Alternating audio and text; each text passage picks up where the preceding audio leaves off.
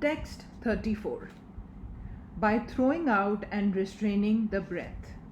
The word used is prana. Prana is not exactly breath. It is the name for the energy that is in the universe. Whatever you see in the universe, whatever moves or works or has life is a manifestation of this prana. The sum total of the energy displayed in the universe is called prana. This prana, before a cycle begins, remains in almost motionless state. And when the cycle begins, this prana begins to manifest itself. It is this prana that is manifested as motion, as the nervous motion in human beings or animals, and the same prana is manifesting as thought and so on. The whole universe is a combination of prana and akasha. So is the human body.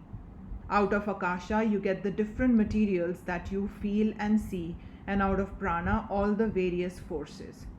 Now, this throwing out and restraining the prana is what is called pranayam. Patanjali, the father of yoga philosophy, does not give very many particular directions about pranayam. But later on, other yogis found out various things about this pranayam and made of it a great science. With Patanjali, it is one of the many ways, but he does not lay much stress on it. He means that you simply throw the air out and draw it in and hold it for some time. That is all. And by that, the mind will become a little calmer. But later on, you will find out that of this is evolved a particular science called pranayam. We shall hear a little of what these later yogis have to say. Some of this I have told you before, but a little repetition will serve to fix it in your minds. First, you must remember that this prana is not breath, but that which causes the motion of the breath. That which is the vitality of the breath is the prana. Again, the word prana is used for all the senses. They are all called pranas. The mind is called prana, and so we see that prana is force. And yet we cannot call it force because force is only the manifestation of it. It is that which manifests itself as force and everything else in the way of motion. The chitta, the mind stuff, is the engine which draws in the prana from the surroundings and manufactures out of prana the various vital forces, those that keep the body in preservation, and thought, will, and all other powers. By the above mentioned process of breathing, we can control all the various motions in the body and the various nerve currents that are running through the body. First, we begin to recognize them, and then we slowly get control over them. Now, these later yogis consider that there are three main currents of this prana in the human body. One is called Ida, another Pingala, and third Shushumna. Pingala, according to them, is on the right side of the spinal column, and the Ida on the left, and in the middle of the spinal column is the Shushumna, an empty channel. Ida and Pingala, according to them, are the currents working in every man, and through these currents we are performing all the functions of life. Shushumna is present in all as a possibility, but it works only in the yogi. You must remember that yoga changes the body. As you go on practicing, your body changes. It is not the same body that you had before the practice. That is very rational and can be explained because every new thought that we have must make, as it were, a new channel through the brain, and that explains the tremendous converticism of human nature. Human nature likes to run through the ruts that are already there because it is easy. If we think, just for example's sake, that the mind is like a needle and the brain substance a soft lump before it, then each thought that we have makes a street, as it were, in the brain, and this street would close up but for the grey matter which comes and makes a lining to keep it separate.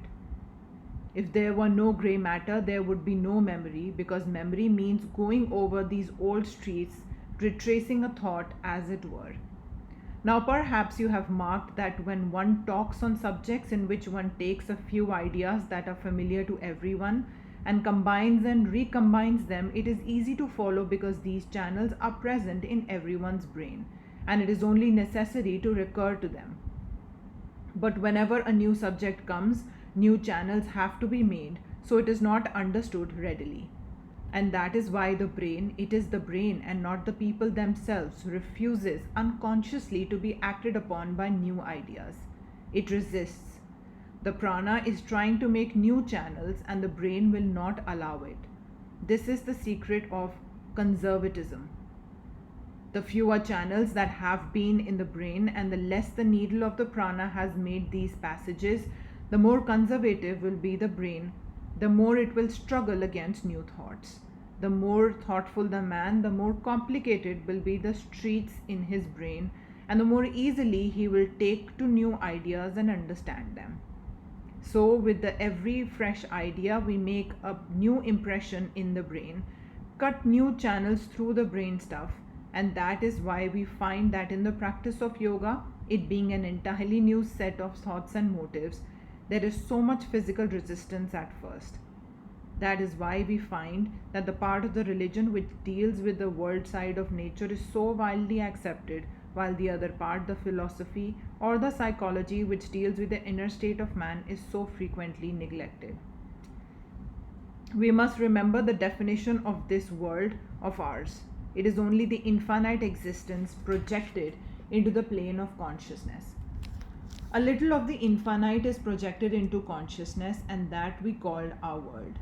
So there is an infinite beyond, and religion has to deal with both, with a little lump we call our world, and with the infinite beyond. Any religion which deals with one only of these two will be defective. It must deal with both. The part of religion which deals with the part of the infinite which has come into the plane of consciousness, got itself caught, as it were, in the plane of consciousness, in a cage of time, space, and causation, is quite familiar to us, because we are in that already. And ideas about this world have been with us almost since time immemorial. The part of religion which deals with the infinite beyond comes entirely new to us, and getting ideas about it produces new channels in the brain, disturbing the whole system. And that is why you find in the practice of yoga, ordinary people are at first turned out of their grooves. In order to lessen these disturbances as much as possible, all these methods are devised by Patanjali, and we may practice any one of them best suited to us.